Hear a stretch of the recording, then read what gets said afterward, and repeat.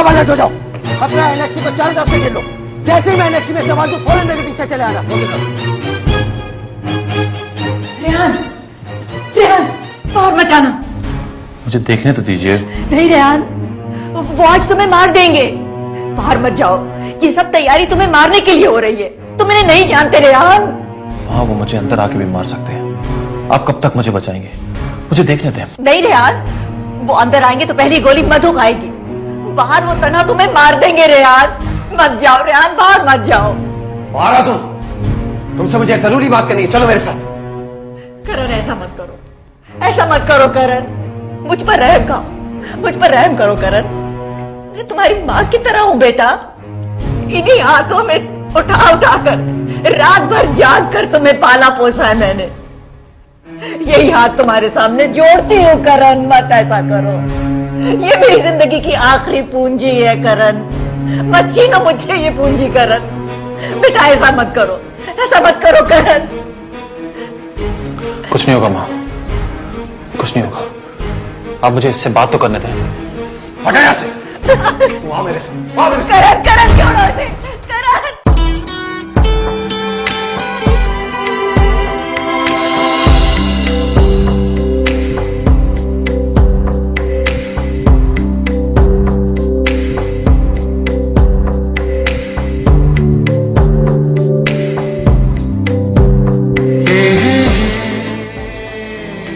बैठोगे नहीं?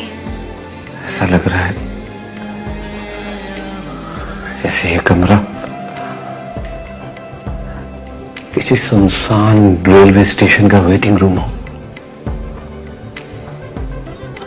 और मैं और तुम तो ऐसे मुसाफिर जो एक दूसरे को नहीं जानते।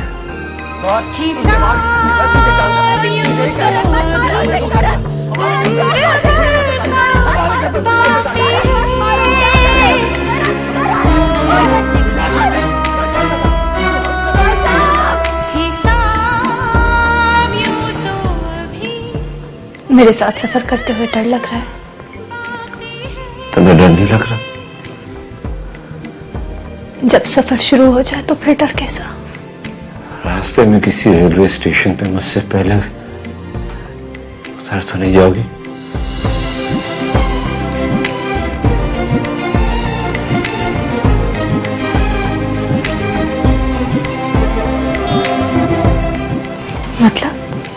मतलब ये कि तुम बीच रास्ते में ट्रेन से उतर गई, मैं तो तन्हा रह जाऊंगा।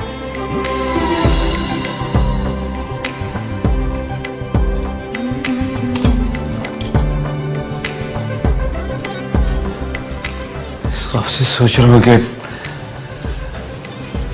ये सफर शुरू ही ना करूं मैं, यही वेटिंग रूम से लौट जाऊं।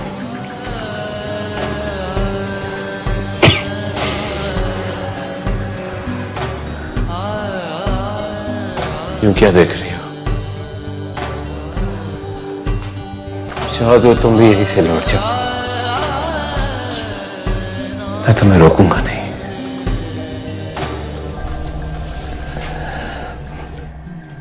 मधु मौसी कहाँ जा रही हैं आप?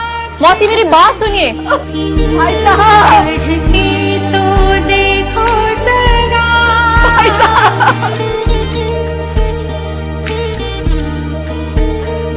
भाई साहब, जिंदगी पढ़ के तो देखो जरा। भाई साहब, भाई साहब। हर एक पन्ना मेरा हाल है, हर एक पन्ना मेरा हाल है। पलटो तो जरा, ना लिखने वाला उसकी जिंदगी बख्श दीजिए भाई साहब। केसर की खातिर, आपकी और मेरी केसर की खातिर उसकी जान बख्श दीजिए भाई साहब। उसे यहाँ से जाने दीजिए, उसे पाकिस्तान जाने दीजिए भाई साहब। मैं आपके पैर पड़ती हूँ भाई साहब।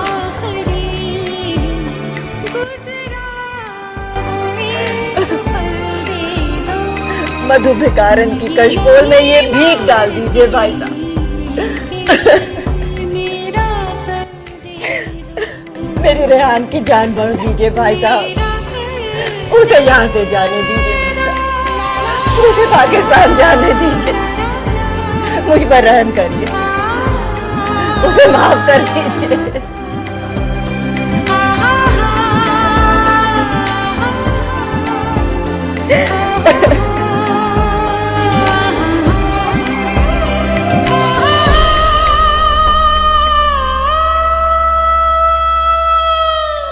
तो तुम किसी और से प्रेम करती हो और मुझे देखो, मैं तुम्हारे प्रेम में पागल हूं।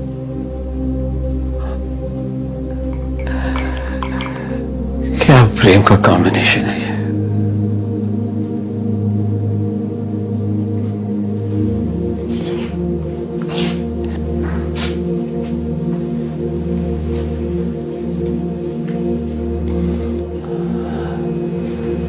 कितनी सुंदर हो तुम, मगर अफसोस मुझसे पहले तुम्हें कोई और देख चुका है। देख चुका है ना तुम्हें कोई और, इस तमाम सुंदरता के साथ।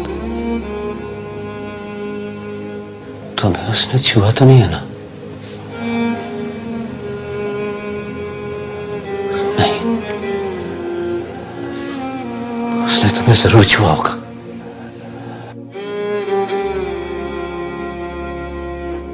नहीं, तुम मेरी नहीं हो, मेरी नहीं हो तुम तो बस मेरी तरफ रास्ता भटक कर आ गई हो। तुम किसी और की हो, किसी और की।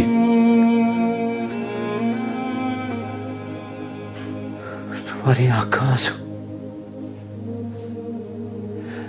एक आंसू मेरे मन पर भी अटका हुआ है। मेरे मन का आंसू तुम पोंछ सकती हो? बोलो। उठ जाइए मधु जी, केसर के वास्ते, अब की और मेरी केसर के वास्ते उठ जाइए। उठिए मधु जी, उठिए। आप उसकी जान बख्श देंगे ना भाई साहब? तुमने मुझे क्यों नहीं बताया कि तुम किसी और से प्रेम करती हो? क्यों नहीं बताया? क्यों इन सारी बातों से मुझे बेखबर रखा है तुमने? hate you.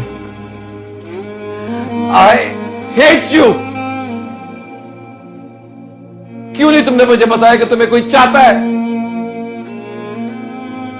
क्यों तुमने मुझे अंधेरे में रखा? क्यों? मेरा दम घुट रहा है इस अंधेरे से। कोई है जो मुझे इस अंधेरे से निकाले? कोई है? कोई नहीं, कोई नहीं, कोई नहीं।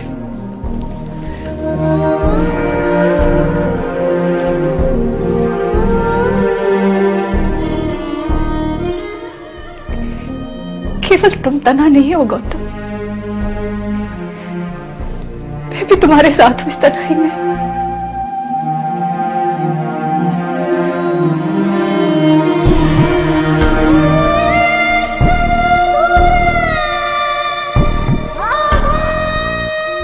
इधर देखो गौतम, मेरी तरफ देखो तो। कहाँ हो तुम? कहाँ हो तुम? मुझे नजर क्यों नहीं आती हो? कहाँ हो तुम? क्यों नहीं नजर आती हो तुम मुझे? तुम कहीं भी नहीं हो।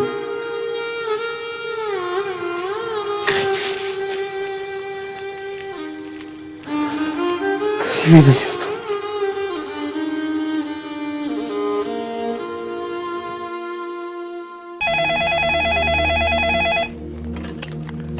हेलो हेलो, कौन बोल रहे हैं? निर्मल, तुम इस वक्त?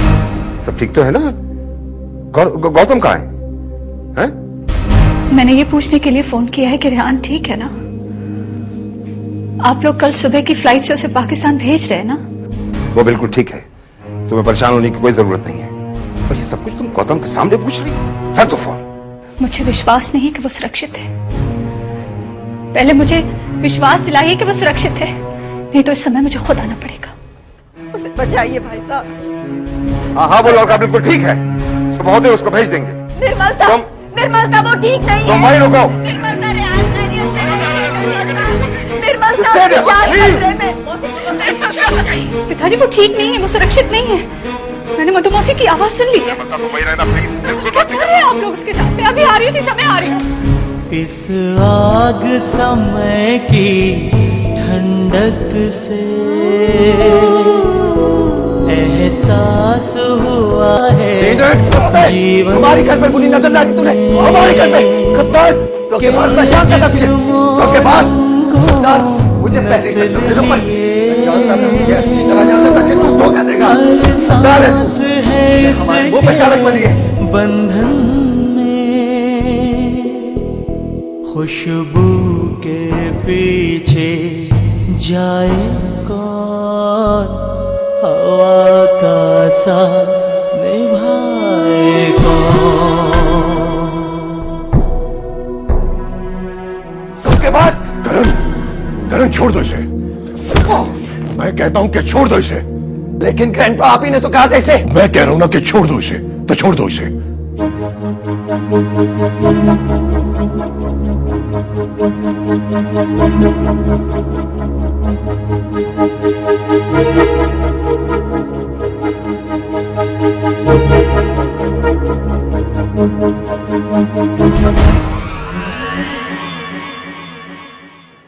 इधर लाओ इसे मेरे पास।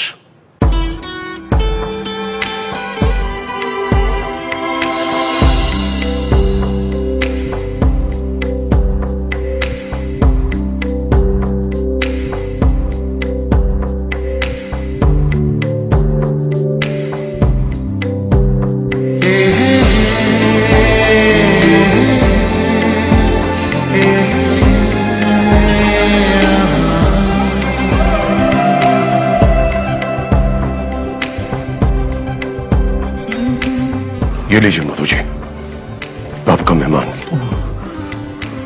भिजवा दीजिए इसे पाकिस्तान। इसका कोई बाल भी बिका नहीं करेगा।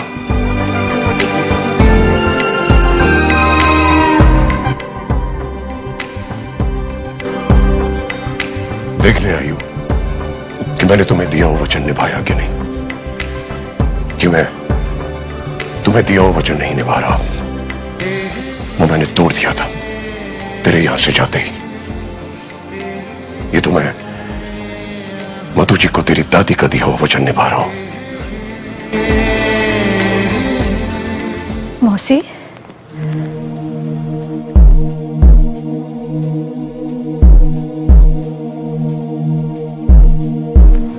मौसी, मौसी,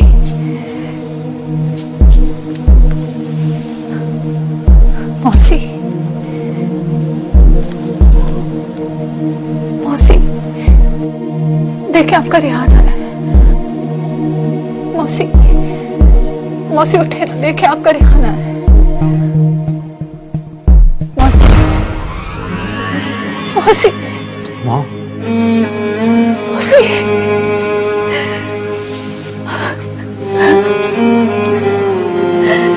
मौसी, मौसी, उठे मौसी।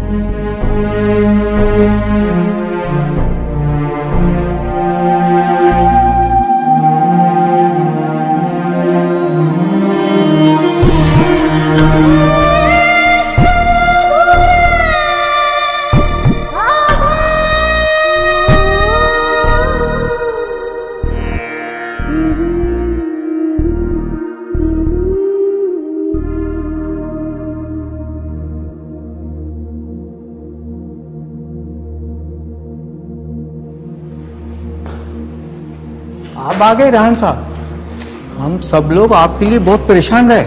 आपने तो अपनी खैरियत की खबर तक नहीं दी। चाय पिलाओगे मुझे? क्यों नहीं छोटे साहब, आप तो अपने घर में आए हुए हो। बड़ी बेगम साहबा अस्पताल गई हैं सफाज साहब से मिलने। क्यों भाई, अस्पताल में क्या हुआ?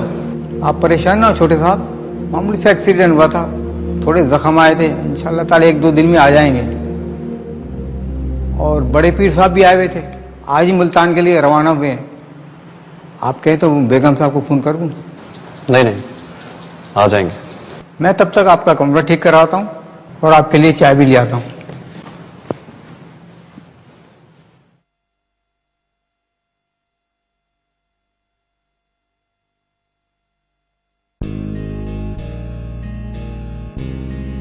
तुम आ गए हो? मुझे यकीन नहीं यार, ये तुम ही हो ना?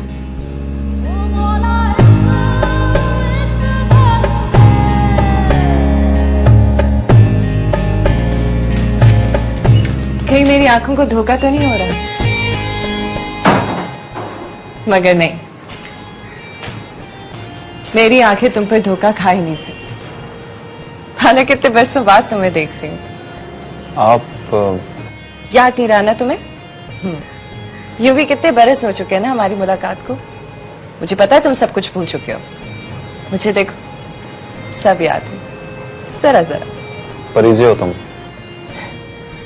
कमाल है, तुमने पहचान दिया। मैं तो सोची थी कि तुम अभी कहोगे कि कौन है आप मोहतरमा और क्यों मेरे घर में खड़ी हैं। वैसे मुझे तो ऐसा लग रहा था कि ये मेरा घर है और तुम अजनबी की तरह घुस तो आए हो, लेकिन अंदर आकर परेशान हो रहे हो मुझे देखकर कि ये घर मेरा है या किसी और का। कहाँ रह गए थे इतने दिन? दिल्ली में था। किसके पास? कि वापस ही नहीं आ पा रहे थे? कितने परेशान थे सब लोग तुम्हारे लिए, ये ख्याल भी नहीं आया? सब लोग? हाँ सब लोग। सब लोगों में बहुत सारे लोग ऐसे होते हैं जिनका हमें पता होता है और बहुत सारों से हम बेखबर होते हैं। तुम्हें मेरी बेतकल्लुफी अच्छी नहीं लग रही ना? नहीं नहीं, ऐसी बात नहीं है, मैं असल में थका हुआ हूं। फिर किसी वक्त मुलाकात होगी तुमसे।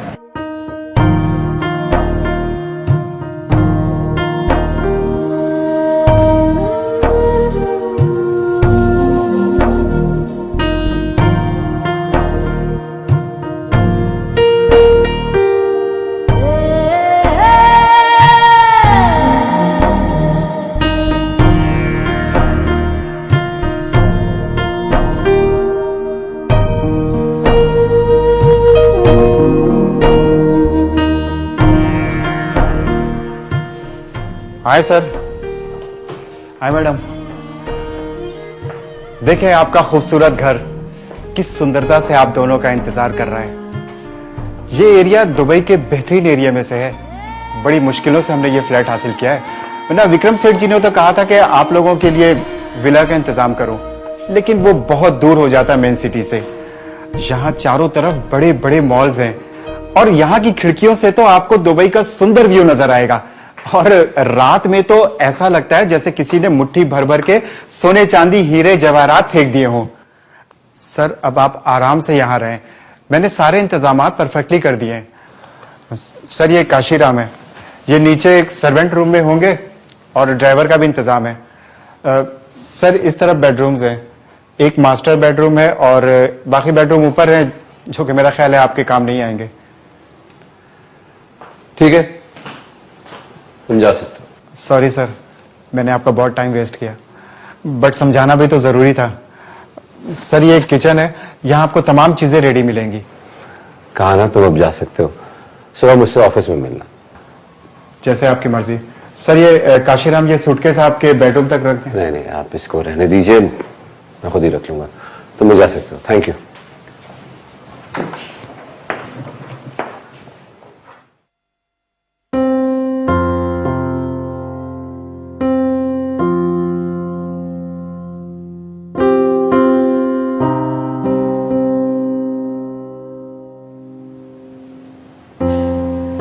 इस घर में अब हम दोनों ने रहना है एक साथ। अगर तुम चाहो तो मैं किसी भी कमरे में रह लूंगा। तुम चाहो तो मास्टर बेडरूम इस्तेमाल कर सकती हो।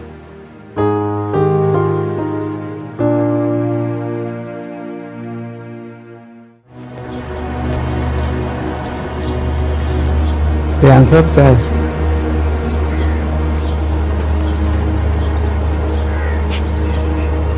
वहाँ तो सब लोग डरे हुए थे, बस अल्लाह का शुक्र है आप खैर आफियत से लौट आए। मुझे अभी आप अकेला छोड़ दें, मैं अभी आराम करूंगा। अब मुझे उठाइएगा मत, मैं बहुत थका हुआ हूँ। ठीक।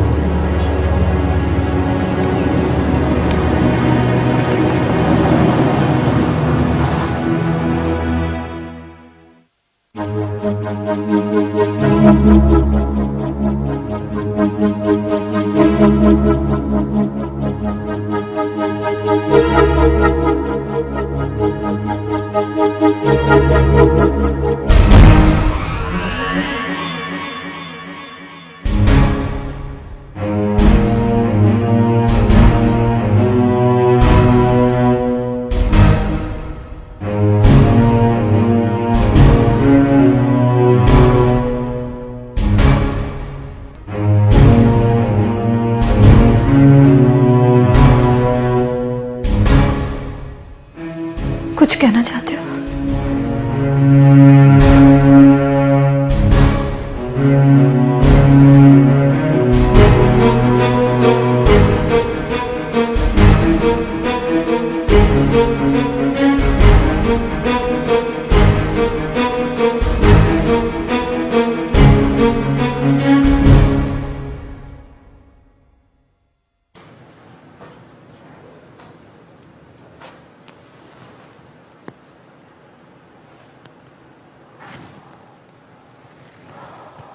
आओ बैठ जाओ।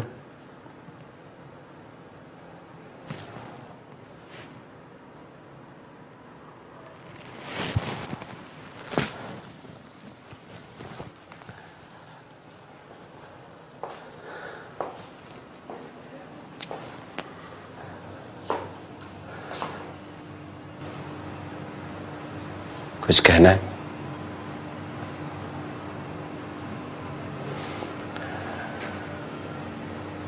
कुछ खाओगी?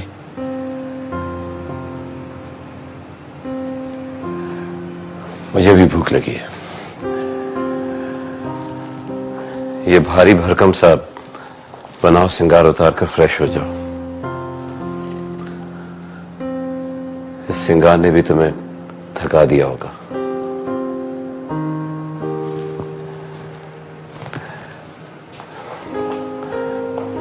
मैं तुम्हारे लिए कुछ खाने का इंतजाम करता हूं।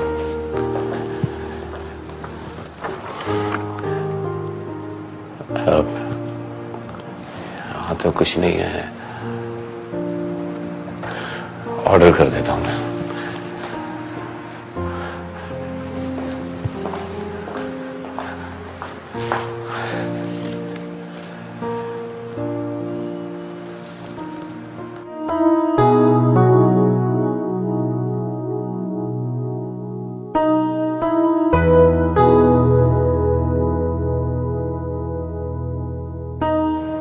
क्या सोच रही हो परीजे? किस कश्मकश में बैठी हो? एक एक लम्हा कीमती है परीजे बीबी, एक एक लम्हा। जरा सोचो तो, कितने लम्हे तुम्हारी मुट्ठी से पानी बनकर निकल चुके हैं, अब न जाने कितने लम्हे बाकी। उठो परी से उठो, मेरा कहा मानो, उठो। उन लम्हों को कैद कर लो अपनी मुट्ठी में, छीन लो अपनी मोहब्बत को। तुमने देखा कि उसके चेहरे पर किसी और की मोहब्बत के निशान हैं? क्या तुम्हारी मोहब्बत में इतनी सी भी ताकत नहीं कि वो मोहब्बत उन निशानों को मिटा दे?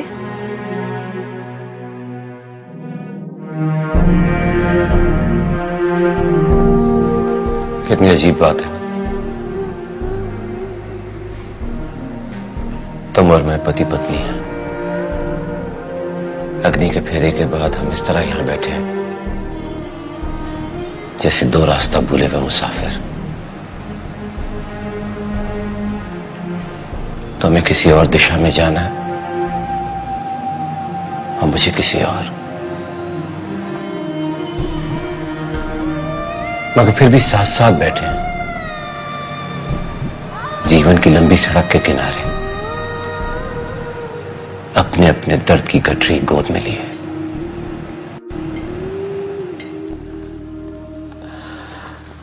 कितने मजे की बात है कि तुम्हें भी मालूम है और मुझे भी खबर है, ये बस कभी भी नहीं आने वाली है।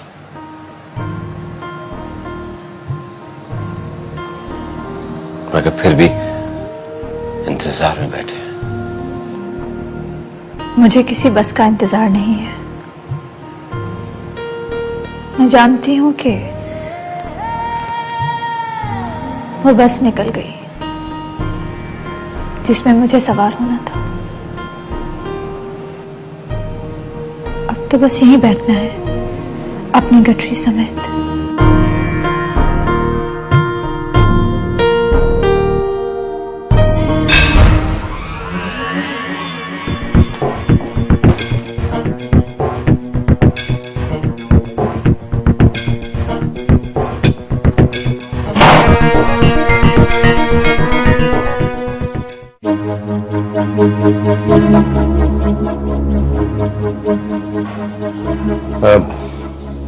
क्या नाम है तुम्हारा? जी सरकार, काशीराम। ड्राइवर आ गया? वो तो कभी का पार्किंग में तैयार खड़ा है। सरकार, नाश्ता करेंगे आप? क्या बनाऊं आपके लिए? नहीं, कुछ भी नहीं। तुम ड्राइवर से कहो कि गाड़ी बाहर निकाल दे। जी अच्छा। और सुनो जी। ये फूल, ये लाइटें उतार देना। जी अच्छा।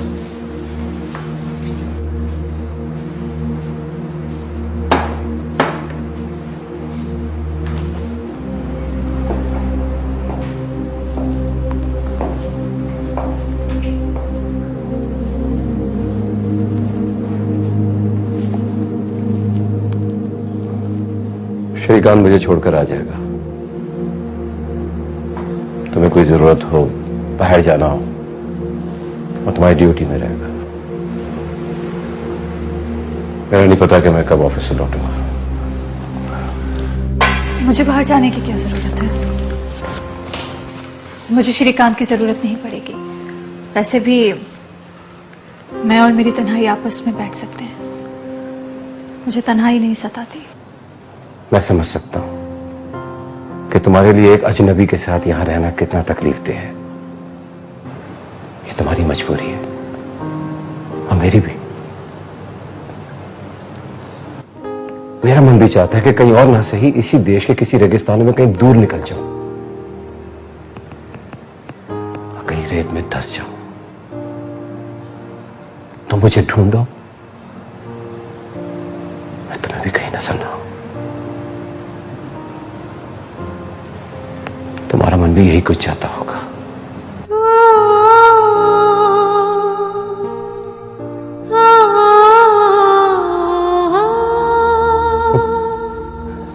तुम्हारा मन तो चाहता होगा कि मैं पाकिस्तान चली जाऊं,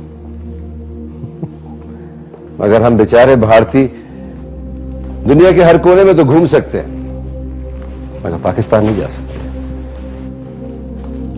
कम से कम इतनी आसानी से तो नहीं जा सकते जितनी आसानी से तुम्हारा मन चाहता होगा कि बस उड़कर पहुंच जाओ। मेरा मन पाकिस्तान जाने को नहीं चाह रहा। मेरे मन को पाकिस्तान जाकर भी क्या करना है? बहुत सी सीमाएं कांटेदार तारों से इस तरह जकड़ी हुई होती हैं कि इंसान का मन तक उनमें उलझकर जख्मी हो जाता है। शरीर बेचारा क्या चीज है? प्रेम चीज ही ऐसी होती है। प्रेम में मन कहीं और तन कहीं और होता है। इससे प्रेमी को कोई फर्क नहीं पड़ता। फर्क सिर्फ उससे पड़ता है जिसके भाग में किसी का सिर्फ शरीर आता है। उस शरीर का मन किसी और के प्रेम में मजे से कहीं और भटक रहा होता है।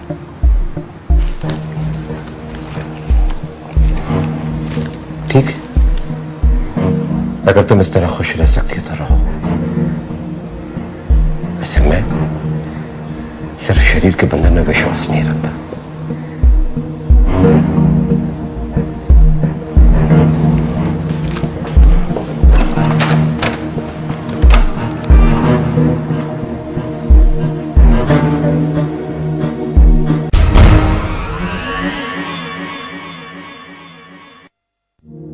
अभी तक सोया हुआ है। रात से उसने कमरे का दरवाजा भी बंद कर रखा है। कम से कम मुझसे तो मिल लेता। दिल्ली से कराची तक का रास्ता इतना लंबा तो नहीं। और फिर यह कहकर सोने की क्या जरूरत थी कि कोई मुझे उठाए नहीं। उसे पता नहीं मैं कितनी परेशान रही हूं उसके लिए। वो खैर व आफियत से पहुंच गया मलिका आंटी। क्या ये बहुत नहीं है? क्या पता किस हाल में पहुंचा है वो। अगर खैर व आफियत से होता तो मुझसे मिले बगैर यूं आते ही दरवाजे बंद करके क्यों सो जाता। इतनी देर से तो घर नहीं लौटे थे हम कि वो मेरा इंतजार भी ना कर सका। हम तो उसके जागने का इंतजार कर सकते हैं ना मलिका आंटी। तुम्हारी उससे कुछ बात हुई थी? बहुत ही मुख्तसर सी। कुछ तो कहा होगा उसने। उसने तो कुछ नहीं कहा था, मैंने ही कहा था। क्या कहा था तुमने उससे? किसी भी बात की इतनी गहराई तक जाने का क्या फायदा मलिका आंटी? मुझे पता होना चाहिए मेरे इर्द गिर्द क्या हो रहा है। उसने तुम्हें पहचाना?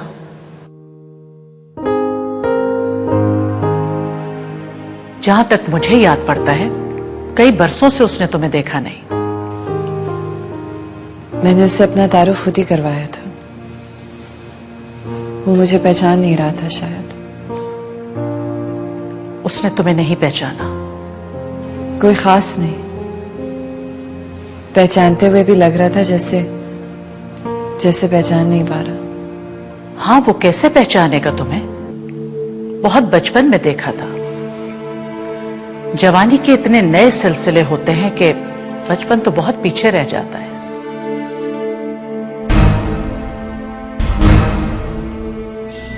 रेहान, क्या हो गया है तुम्हें? तुम वहां खैरियत से तो रहे? अपनी कोई खबर नहीं भेजी तुमने।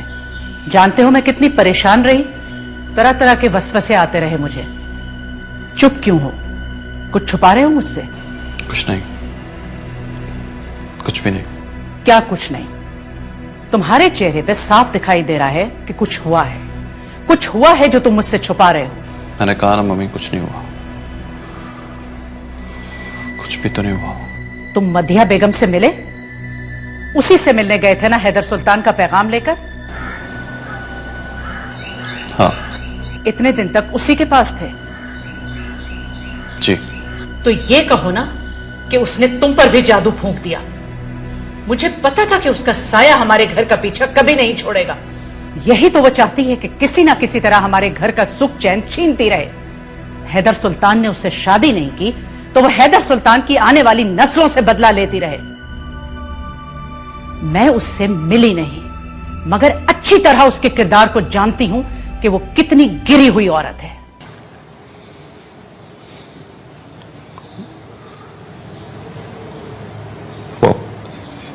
इस दुनिया में नहीं रही।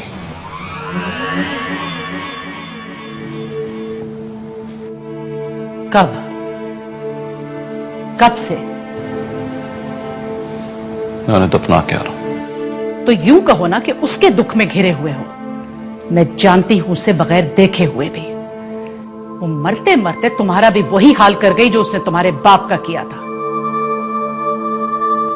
तुम्हारे बाप के अंदर भी उसने दुख का ऐसा बीज बो दिया था जिसने मरते दम तक उसका साथ नहीं छोड़ा। भाई कैसा? तुम्हें इससे मतलब?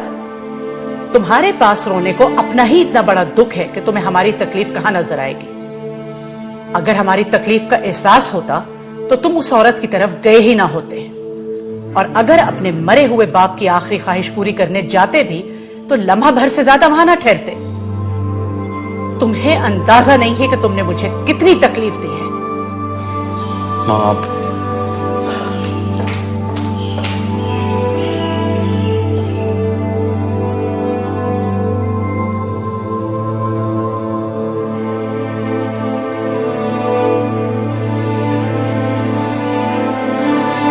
किसके लिए मांग में सिंदूर भर रही हो निवलता?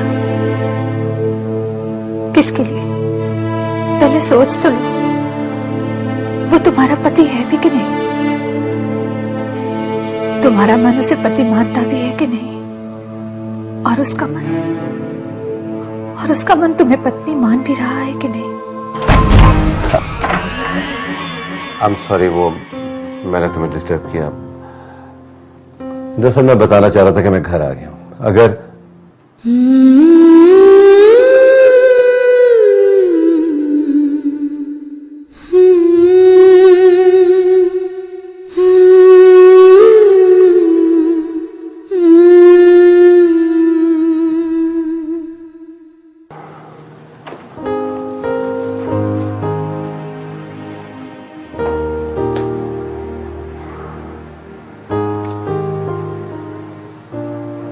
सिंदूर लगाना चाह रही थी,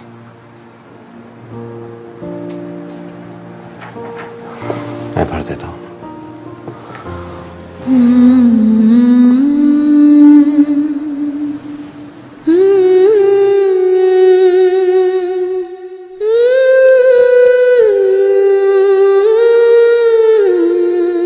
मांग में सिंदूर भरने के लिए बहुत बहुत धन्यवाद।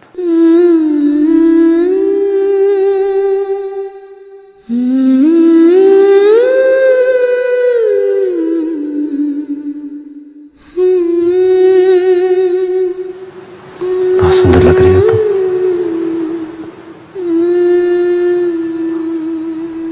हालांकि मैं ये नहीं जानता कि तुम्हारी मांग में सिंदूर किसके नाम का है। भरा तो मैंने, पता नहीं कि मुझे ये सिंदूर भरना चाहिए था कि नहीं।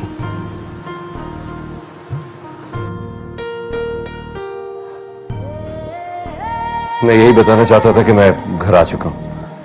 सोचा कि तुम अपने आप को तन्हा महसूस कर रही होगी। यही बताना चाहता था कि मैं यही हूं, तुम्हारे आसपास। चलता हूं अपने कमरे में।